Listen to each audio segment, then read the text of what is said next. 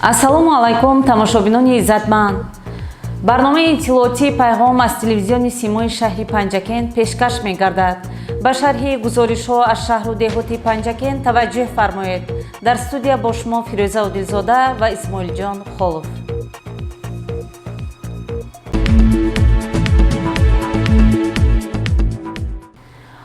бо ибтикори мақомоти иҷроии ҳокимияти давлатии шаҳр ҷашни сада дар шаҳри Панҷакен бо шукӯҳ таҷлил гардид. боиси ифтихор аст ки баъди ба даст овардани истиқлолияти давлатӣ ҷашнҳои миллии мардуми кӯҳанбунёди тоҷик эҳё гардиданд. яке аз ҷашнҳои қадима иди сада аст ки бо нияти омадани баҳор одамон дар як ҷойи муайян ҷамъ омада гулхан меафрӯхтанд. ҷашни сада бо ибтикори мақомоти иҷроии ҳокимияти давлатии шаҳр дар бари боғи тиллоӣ бо шукӯҳ истиқбол гардид. дар чорабинии дона аз тамоми маҳаллаҳои шаҳр ва ҷамоатҳои деҳот фаъолон, ҳунармандону кишоварзон иштирок доштанд. ба ҳукми анъана дар омадааст ки дар ҳама ҷашнҳо намоиши дастранҷи ҳунармандону кишоварзон ташкил карда шавад. дар ҷашни садаи имсола низ бо шукргузорӣ аз осоиштагиву ваҳдат, бо рӯҳияи дона аҳли заҳмат намунаи маҳсулоти кишоварзӣ, косибиву қаннодӣ, нону кулча ва дигар маҳсулотҳои миллиро ба маърази тамошо гузоштанд. иҷрокунандаи вазифаи раиси шаҳр Абдухолиқ Холиқзода аз ин намоиш дидан карда пазироии хуби худро изҳор дошт. рамзи асосии ин ҷашн оташ, манбаи гармиву нур маҳсуб меёбад. зеро оташ дар қадим барои мардум яке аз унсурҳои муфиде буд ки дар зиндагиашон дар омода сохтани хӯрок ва раҳоӣ аз сармо хизмат мекард. бо суханони табрикӣ иҷрокунандаи вазифаи раиси шаҳри Панҷакен Абдухолиқ Холиқзода қисми расмии чорабиниро оғоз кард. имрӯз мо дар остонаи ҷашни бошикӯҳи сада ки яке аз ҷашнҳои қадимтарин ва мардумӣ ба ҳисоб меравад қарор дорем. ҳозирини гиромӣ, таърих гувоҳи он аст ки сада яке аз ҷашнҳои қадимаи халқиятҳои орёи наҷот буда аз 10 моҳи баҳман то омадани наврӯз 50 шабу 50 рӯзро фаро мегирад. иди сада дар поёни чилаи калон чун рамзи гузаштани сардиҳои зимистон одатан муждае аз наздик расидани баҳорро меоварад. ҳозирини гиромӣ, ҳамаи шуморо бо ин ҷашни кӯҳану фархундаи миллӣ табрик намуда орзу мекунам ки он башоратдеҳи рӯзгори осуда, дастархони пурфайз, омодагиҳои зиёд ва ҷашни наврӯз ва мавсими кишту кор бошад. ҷашни сада муборак, ҳамдиёрони азиз. дар ҷараёни чорабинии идона ба як гурӯҳ фаъолон, кишоварзон ва ҳунармандони шаҳру деҳоти Панҷакен аз тарафи мақомоти иҷроии ҳокимияти давлатии шаҳр тӯҳфаҳои хотиравӣ тақдим гардиданд. сокинони шаҳру деҳоти Панҷакен ҷашни садаро хуб пазируфтанд. мо имрӯз як қатор донишҷӯёни коллеҷи тиббии шаҳри Панҷакен барои тамошо намудани ин намоишгоҳе ки имрӯз дар ин ҷо баргузор мегардад омадем ва ҳама шод аз он ҳастем ки имрӯз мо мардуми воломақом ва шаҳру деҳоти Панҷакен ин ҷашнро бо як пуршукӯҳии баланд ҷашн гирифта истодаем. ҳар як инсон бо дидани ин ҳама зебогиҳо, бо дидани ин ҳама ҳунарҳои воломақоми мардумӣ ба худ таассуроте мегирад. аз он ҷумла ман шахсан худам низ бо дидани ҳар гӯшаи ин намоишгоҳ, ин манзара таассуроти аҷибе бардоштам ва боварӣ дорам ки то муддати тӯлонӣ ин таассуротро наметавонам фаромӯш намоям.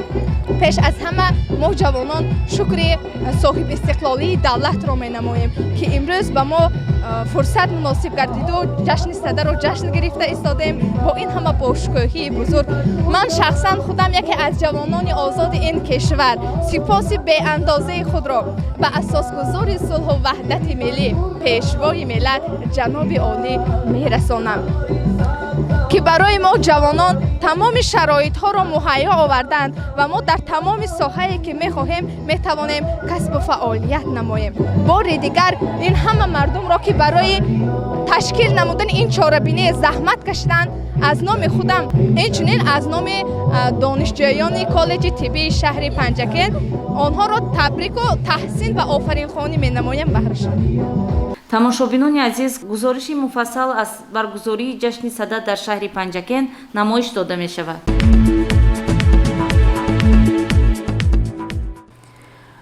ҷашнвораи сада дар ҷамоати деҳоти Халифа Ҳасан бо фароҳу шодӣ, шукргузорӣ аз фазои сулҳу ваҳдат ва ширкати фаъолонаи мардум баргузор гардид. Тафсилоти бештар дар гузориши хабарнигорони мо. назди бинои ҷамоати деҳоти Халифа Ҳасан дар рӯзи таҷлили ҷашнвораи ниёгон сада шукӯҳу таровати зиёд дошту. Ин ҳама далел аз меҳру ихлоси сокинон ба анъанаҳои неки гузаштагон буд. мардум аз деҳаҳои ҳудуди ҷамоат ба ҷашнгоҳ бо ифтихор аз ватани азиз Тоҷикистони соҳибистиқлол ва ифтихори дигар аз зодгоҳи хеш ки он ҳам як пораи ин ватан аст меомаданду меомаданд. ҷашни сада дар вақте манъ шуда бо сухани ифтитиҳоии ҷонишини раиси ҷамоати деҳоти Халифа Ҳасан Нигани Мусоева оғоз ёфт. ассалому алайкум меҳмонони олиқадр, ҳозирини гиромӣ, ҳамдиёрони азиз. дар баробари ба даст овардани истиқлолияти давлатӣ ҳукумати мамлакат бо сарварии асосгузори сулҳу ваҳдати миллӣ, пешвои муаззами миллат, президенти ҷумҳурии Тоҷикистон муҳтарам Эмомалӣ Раҳмон ҷашну идҳои миллӣ дубора эҳё гардиданд. ҷашни сада яке аз ҷашнҳои мардумии ориётабор аз он ҷумла ниёгони тоҷикон буда, ҳамчун рамзи омодагӣ ба кишту кори баҳорӣ ва рафтани нимаи зимистон буда, ба мардум муждаи нахусти баҳорро оварда, деҳқононро барои кишту кори саҳро омода менамояд. иҷозат фармоед ҳамаи шумоёнро бо фарорасии ҷашни сада самимона табрик гуфта дар корҳои ободонӣ ва оғозӣ мавсими нави фаъолият барору комёбиҳо орзу менамоям.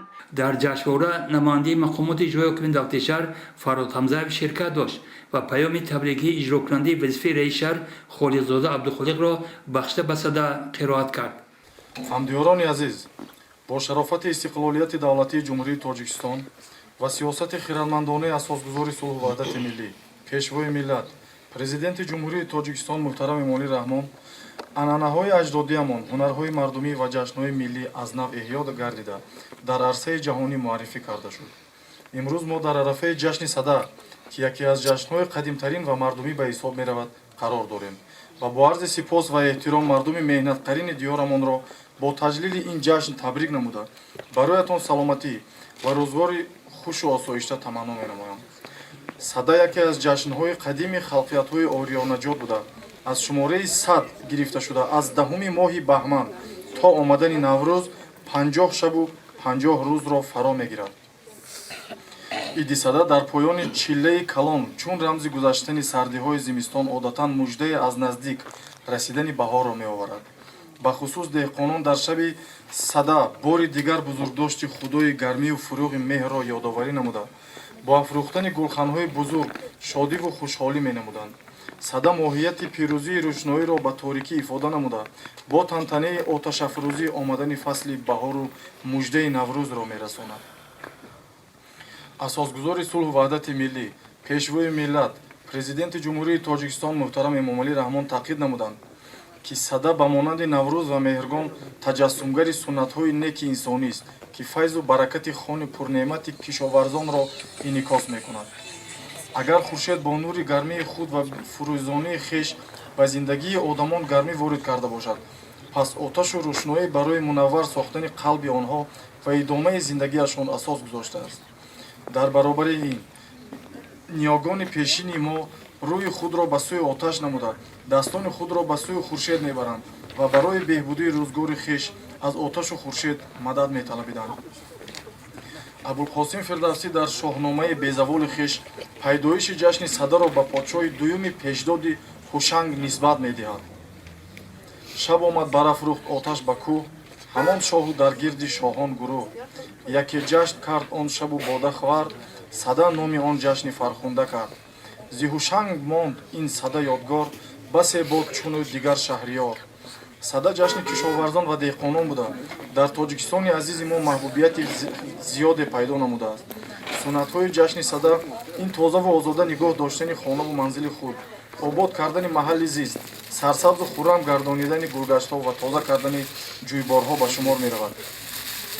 Оину таомулҳои сада одамонро ба амалҳои хубу писандида аз қабили сухани не гуфтан, ҳамдигарро эҳтиром намудан, дар осоишу оромӣ умр ба сар бурдан, дар ҳама ҳолат шарики ҳамдигар будан, кори хайр кардан, заминро дӯст доштан, табиатро ҳифз кардан ва дигар кирдорҳои нек даъват мекунад. Аз ин рӯ моро зарур аст ки суннатҳои ҷашни садаро барои тозаву озода нигоҳ доштани хонаву кошона, обод кардани маҳалли зист, сарсабзу хуррам гардонидани гулгашту биёбонҳо, бунёди боғу тогзорҳо ва зебо гардонидани ватани азизамон истифода барем. Бо боварӣ изҳор медорам ки мардуми шаҳру деҳоти Панҷакент бо мақсади арз гузоштан ба суннатҳои ҷашни сада, корҳои ободониву созандагӣ, сабзу хуррамгардонӣ, омода намудани замин ба кишту кор ва дигар корҳои хайру савобро дар ҳошияи чорабиниҳо бахшида ба таҷлили ҷашни 30-солагии истиқлолияти давлатии Ҷумҳурии Тоҷикистон роҳандозӣ менамоянд. ҳозирини гиромӣ, бори дигар ҳамаи шуморо бо ин ҷашни кӯҳану фархундаи миллӣ табрик намуда, орзу мекунам ки он башоратдеҳи рӯзгори осуда, дастурхони пурфайз, омодагиҳои зиёд ба ҷашни Наврӯз ва мавсими кишту кор бошад. ҷашни сада муборак буд, ҳамдиёрони азиз. иштирокчони ҷашни садаро ҳамзамон раиси ҷамоати деҳоти Халифа Ҳасан Хушбахтзода Эркин шодбош гуфт. Сипас дар вазъи тантанавӣ ба гурӯҳи фаъолони ҷамоат ифтихорномаҳо супорда шуданд. Бозир аз намоишгоҳи маҳсулоти кишоварзӣ ки аз ранҷи марди деҳқон дар ин минтақа дарак медод, қисмати дигари чорабинӣ буд. Шерхонии толибилмон шукӯҳи базми садаро бештар сохт. Афрӯхтани оташ ва базми тарону рақс ба чорабинии идонии сокинони ҷамоати деҳоти Халифа Ҳасан бахшида ба ҷашнвори Ниёгонсада бештар фараҳу бештар шодмонӣ ато кард.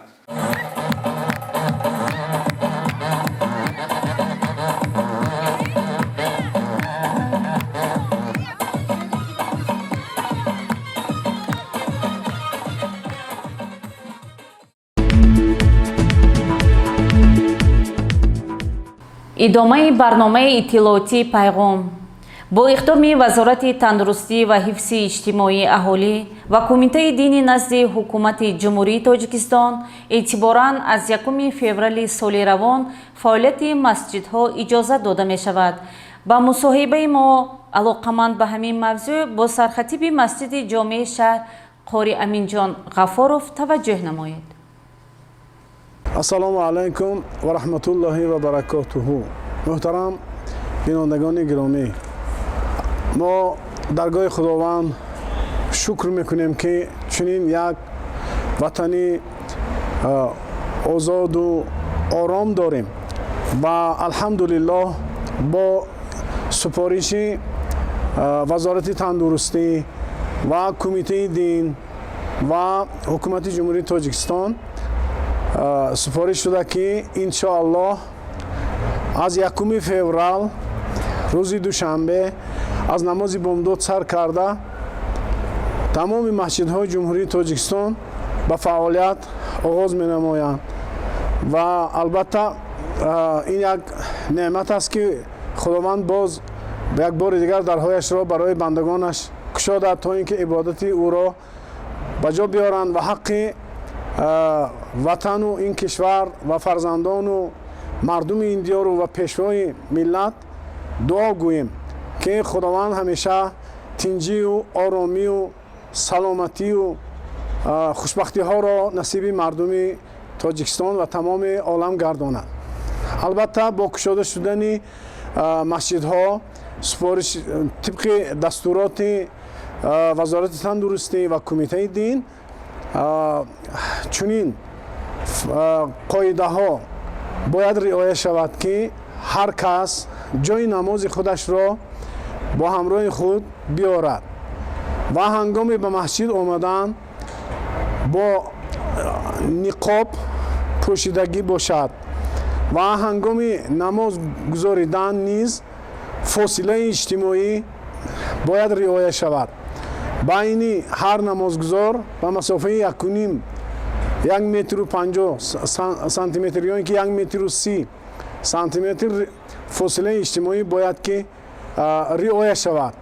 البته هنگامی از در این مسجد در آمدن حرارتی بدنی هر یک نمازگزار طبق حرارت سنجیده می شود و هر کسی که اگر حرارتی بلند دارد البته در نماز اشتراک کرده نمی تواند. بنابر همین هنگامی به مسجد در آمدن با طهارت با نظافت آمده این دستوراتی که سپاریده شده است باید رعایت شود و کدام کسی که به این دستورات اگر رعایت نمیکنند اجازت نمیتیند در این صورت. بنابر همین با مراجعت ما شورای علما تمام امام های مسجد ها مراجعت ما برای مردم نمازگزار همین است که باید که همین دستوراتی که سپارش هایی که شده است باید رعایت شود.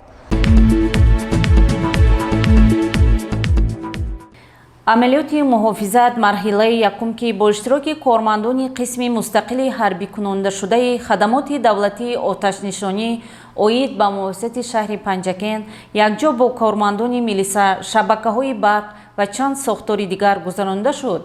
نشان داد که در بعضی آشخانه و طرفخانه ها به مسئله بی‌خطری از ساختار کم دقت داده می شود. با گزارش خبرنگاران ما در این باره توجه فرمایید.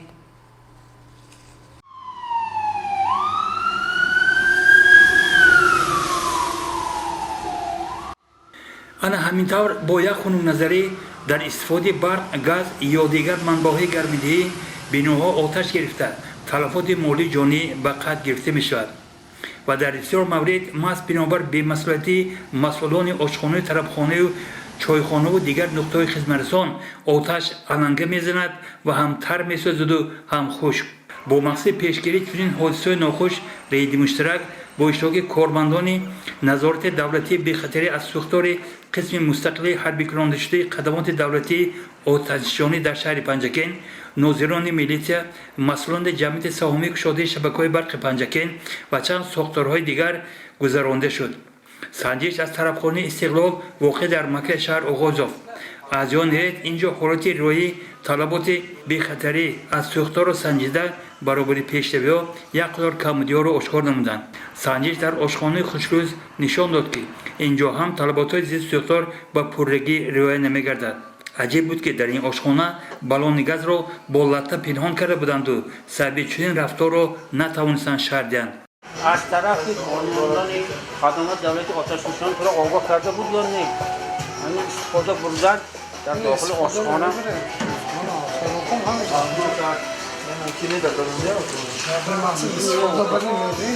آتش خاموش کنک داره در داخل حجره خوراک فرگیز گندلان همجا گرفتم استفاده بروزن سرانش شدودی لطش تویشون بگیر با اون پاورالتی ما محکم کردم دیدم که محکم با چیزهای روغنی بالاش مانده که می‌بینید آتش خاموش کنک کنی ما آگاه کرده بودیم در داخل حجره خوراک فرگیز آتش خاموش کنک کمی کرده در آشخانه از گوشه ضد ساختار نشانی نبود و هنگام سوال جواب مسئولان در پاسخ به بسیار پرسش‌های از آن رید جواب نداشتند.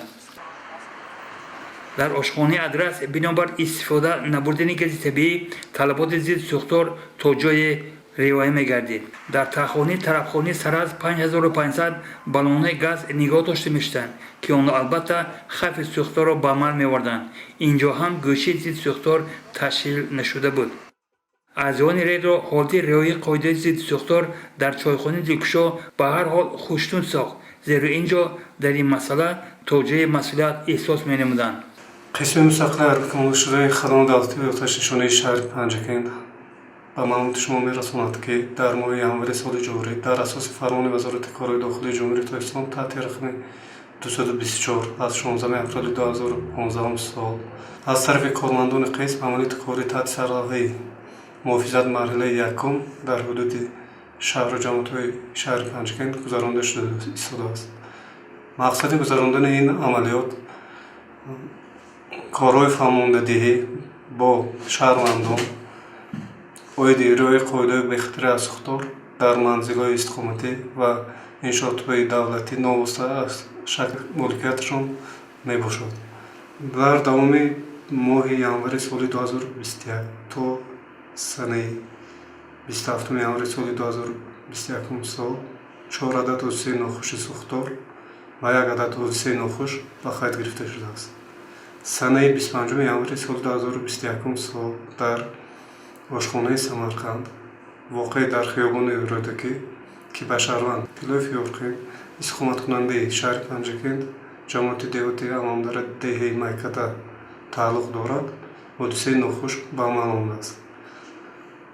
در نتیجه حادثه ناخوش 23 نفر شهروندان ضرر جسمانی برداشته به بیمارخانه شهر پنجکند بستری گردیدند. سبب اساسی به عمل آمدن حادثه ناخوش این نادرست استفاده بردن ظرف گاز مایع در جای خوراکپزی آشخانه می باشد. شهروندان گرامی در خاطر نگاه دارد که تامین حالت به خطر اساختار در منزل‌های استقامتی از شما وابسته است. تنها برای نمودن قاعده به خطر اساختار شما منزل زیست حیات نزدیکانتان و مالکیت خود را از حادثه ناخوش نگاه دارید. فلاکت‌ها در آشخانه سمرقندی و چند نقطه‌های خدمترسان دیگر که باعث سر زدن سوختار و جراحت‌های وزن برداشتن شهروندان گردید برای هر یک ما خاصه مسئولان طرفخانه و آشخانه و چایخانه‌ها درس عبرت گردد. زیرا سخن اینجا از حیات آدمان می‌رود و این باعث ارائه قاعده‌های ضد سوختار، استفاده آتشدان اجدادی، تجهیزات استانداردی استفاده برق کفیل بی‌خطری هر یک ماست. و مهمتر از همه ما باید از پهن کردن هر گونه آوازهای بر دروغ و بافتوی ساخته که گویا در سوختارهای به عمل آمده چند نفر قربان شده باشند خودداری نماییم و اثبات سازیم که استاد پنجکل معرفی نمودنمان برای مردمی به فرهنگ پنجکین وارثان رودکی لایق زیب نداشت و زیب ندارد. به عباره دیگر گوییم یکی با خامه تهمت می نویسد، دیگر با چند دروغ افسانه خواند. ثنا گوییم با آن کس که دایم حقیقت را حقیقت بنویسد. یزدان قلموانوف، نیک محمد مرجانوف.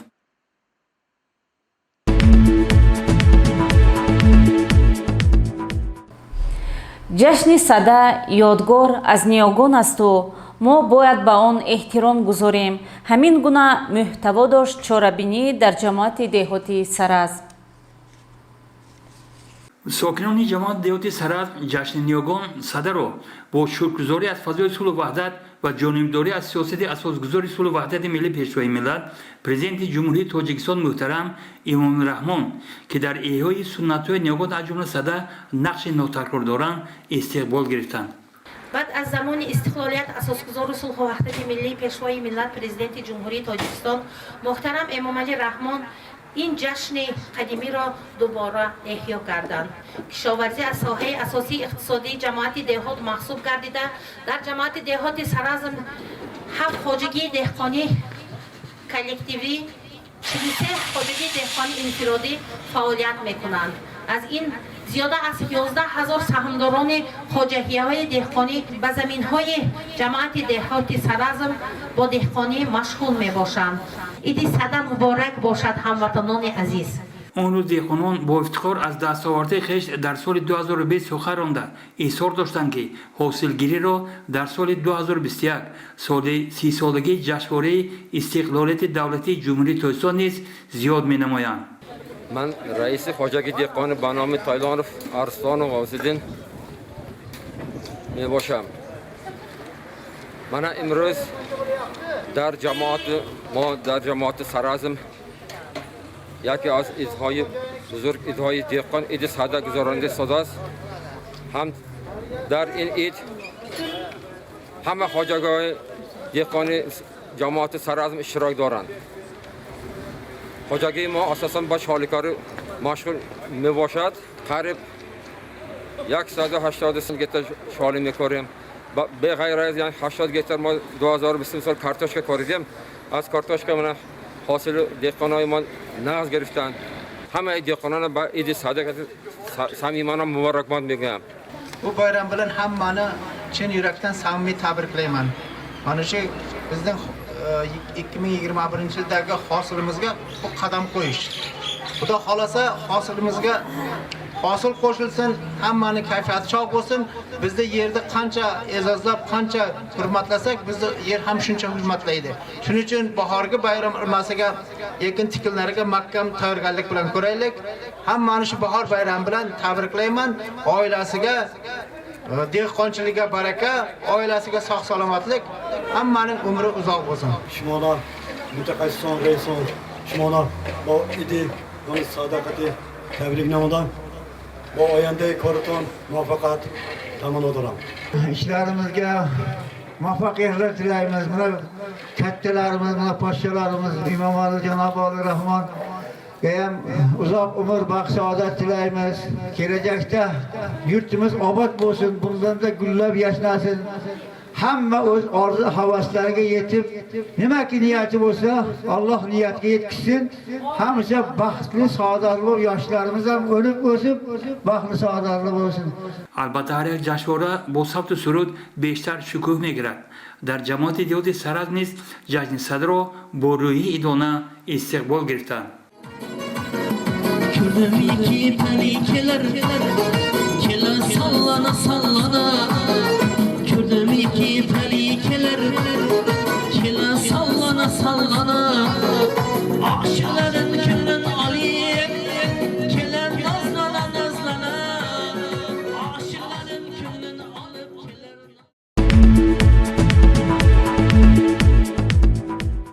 برنامه اطلاعاتی پیغام را ادامه میدیم.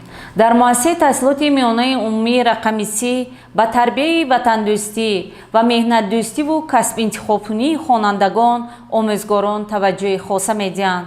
درس کنفرانسی گذرانده در صنف 9B با تشبث معاون دیرکتور اوید به تعلیم امیده بابای و تحت عنوان بحر وطن جان را نثار ما نکنیم که میکند دلیل گفته های بالاست.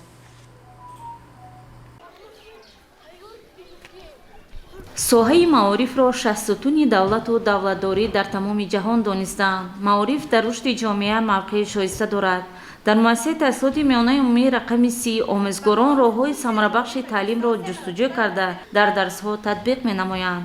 таълиму тарбият ҳаваманд. омӯзгорон дар баробари донишомӯзондан хонандагонро дар рӯи ватандӯстӣ, ифтихори миллӣ доштану масъулиятшинос будан тарбия менамоянд.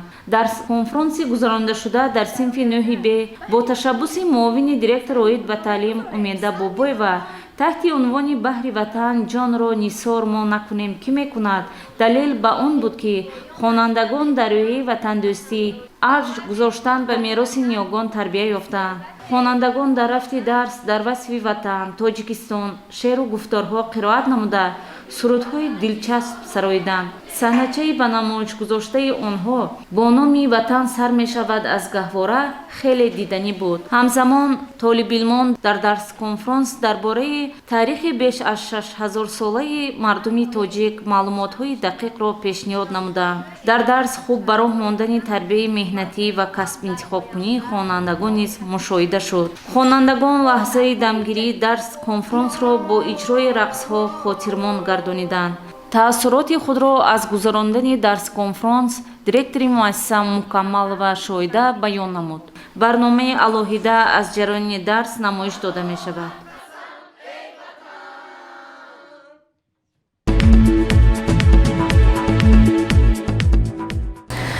тамошобинони иззатманд, дар ҳамин ҷо барномаи иттилоотии пайғом поён меёбад. дар рӯзҳои истироҳат барору шодмонӣ ёратон бод. худоҳофиз.